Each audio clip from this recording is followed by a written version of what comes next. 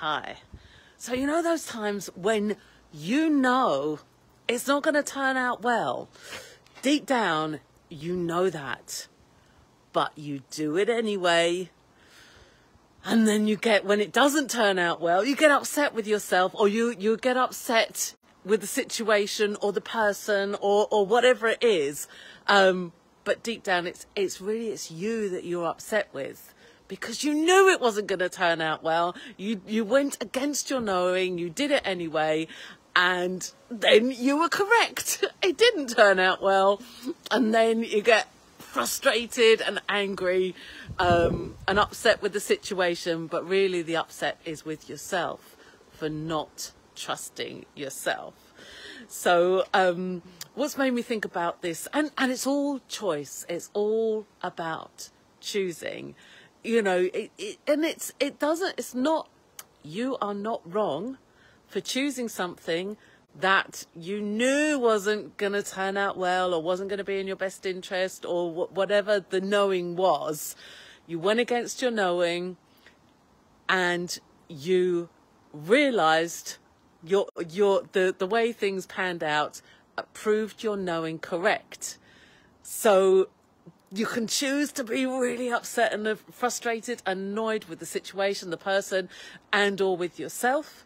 Or, I mean, you can do all of that, and you could also add into that how cool you are for knowing it in the first place.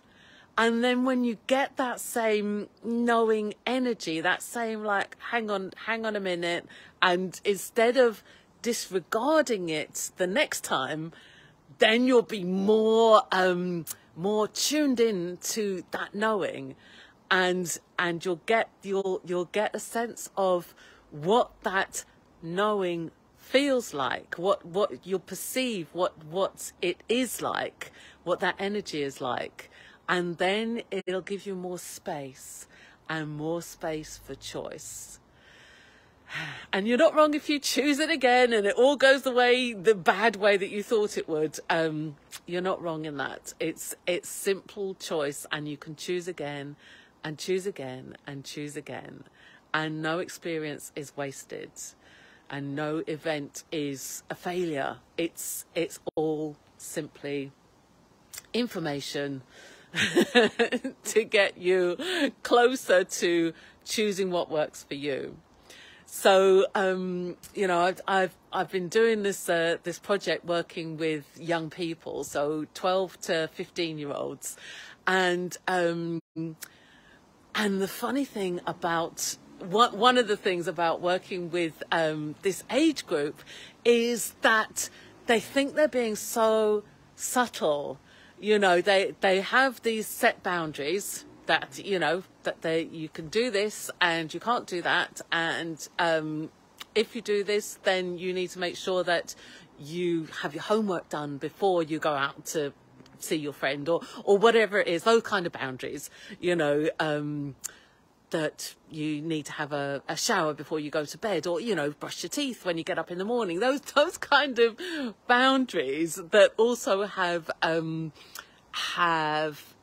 impacts as well. So, you know, if you don't do your homework, then there's an impact from that.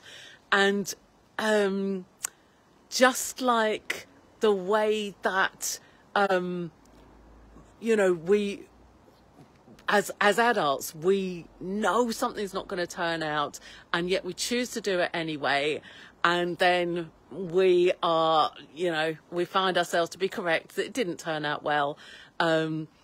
It's a more hidden thing, or it's a more buried thing that we've buried in adults, and with adult behavior, we have got better at masking it, at hiding it, at not being so obvious. As what's really intrigues me about the young people that I'm working with is how obvious it is that they are scheming and planning to do stuff that they know they're not supposed to do, and they know it's not going to turn out well, and they are proved correct.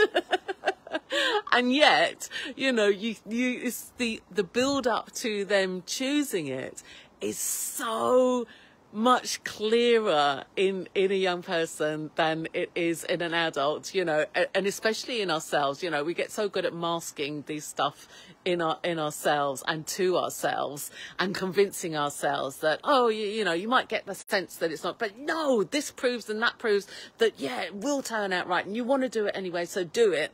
And then you should have listened to that whisper. That quiet whisper is like, you know, this isn't going to turn out very well for you. And it's a lot of fun working with the delightful young people that I'm working with. They really are gorgeous people, and it's a delight working with them. And it's fascinating to see how clear and how obvious these things that when we grow up we learn to mask from other people and from ourselves, that, you know, the steps towards doing something that they know is not going to turn out well for them, it's not going to get a joyous result, and yet they choose to do it anyway, and it turns out exactly the way that everybody said it would, and that they even knew it would, and not the delightful situation that they knew it would be. So yeah, and it reminded me of a time when I was I must have been about 7 years old, in my primary school. And I was with my my best friend from primary school, Sarah, and the school had just changed around the way they were doing their school lunches.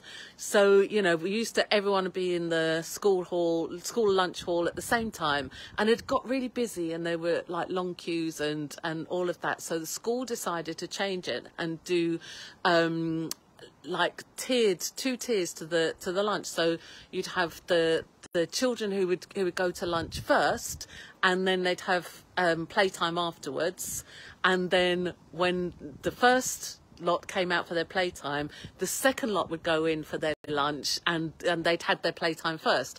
So it was a new system, and me and Sarah, we just got so involved with our play that we hadn't noticed. We were supposed to be in the second tier of the lunch, and we hadn't noticed that the first tier had come out and the second tier had gone in, until suddenly everyone was going in for their lessons, and we realised that we'd been playing all lunchtime and we hadn't had anything to eat, and we were suddenly starving, as you are at 7 years old. And so we went rushing into the dinner hall, and all the dinner ladies were clearing up, and everything was being put away, and it was all the washing up was being done, and all the food was gone, and it was like, oh no, we're starving. Oh, and most of the dinner ladies were like, that's too bad, you know, you should have come when you were supposed to come, and the food's over now, go to class. But one lovely, gorgeous dinner lady, she took pity on us, and she said, oh, you know, you can't let, you know, 7-year-olds starve. You can't let them go without their lunch. So she stopped all the clearing up, and it was a hive of activity in the school dinner kitchens, and we weren't really supposed to be in there. And this lovely dinner lady peeled us some potatoes, put them in a chip pan, made us fresh chips and a fried egg, and it was the most delicious food, you know, fresh hot chips and a fried egg to dip your chips in the yolk. And it's like, Sarah and I were like in heaven. It was fabulous. It was so sweet of her. And you know, and Sarah and I were like, wow, that was a great experience. So after that, and that was a genuine mistake.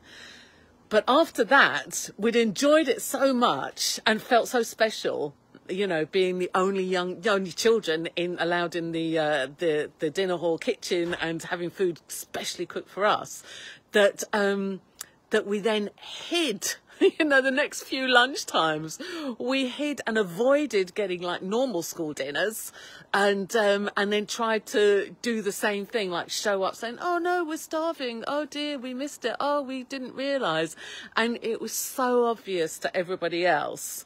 You know, it wasn't obvious to us. We thought, yeah, of course we'll get away with it.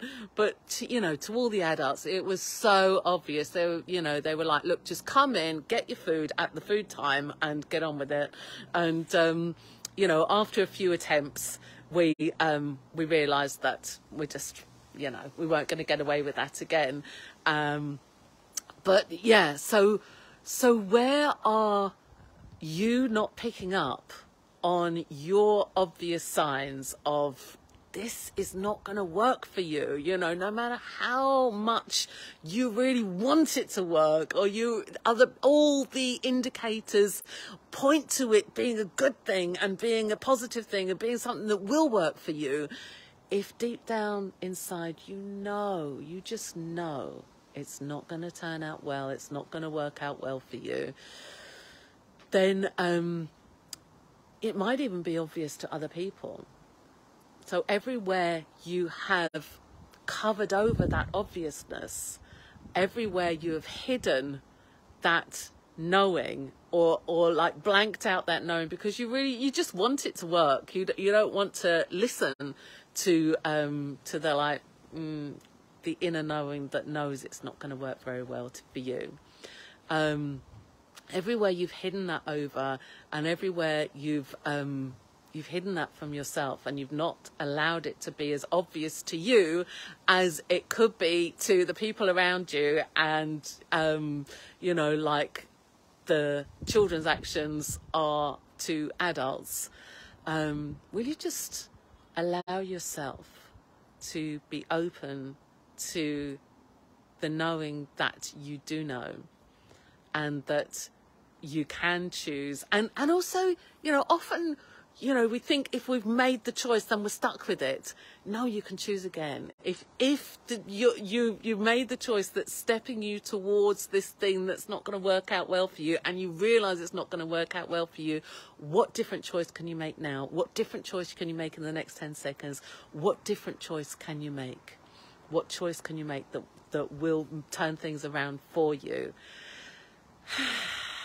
Yeah, so I just wanted to share with you, you know, these fun little realizations that I'm having, and I'm asking myself, how can I apply this learning to my life to make it more fun, more ease, and less,